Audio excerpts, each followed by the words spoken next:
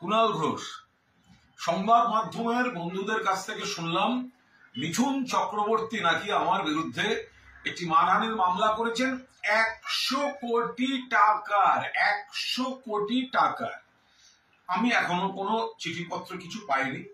তো আমার একটি বক্তব্য যে আমিও জানিয়ে রাখি, আমিও একটি মামলা ওনার বিরুদ্ধে ফাইল করেছি।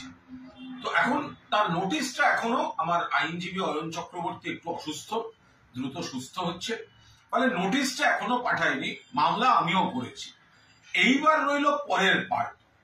মিঠুন দা আমার বিরুদ্ধে 100 কোটি টাকার মানহানির মামলা করেছে। আরে যে দল বদলু মাল, যে কথায় কথায় দল বদল করে, ছোটবেলায় নাকি নকশাল, তারপরে জ্যোতি আঙ্কেল, ও পাশে গিয়ে ও নাকি ওখানে গিয়ে শিবসেনা, তারপরে চলে গেল মমতা বন্দ্যোপাধ্যায়কে আমার বোন, তারপরে সে চলে গেল বিজেপিতে। যে ঘন ঘন দল বদল করে, কোন দলে তার মান নেই, তার আবার মানহানির মামলা, ও মামলা ট্যাঙ্কি। আর 2 নম্বর হচ্ছে, আমি ওয়েট করছি, এরকম একটা সিচুয়েশনের ওয়েট করছিলাম যে মিঠুন দাকে আমি চাই একটা মামলায়।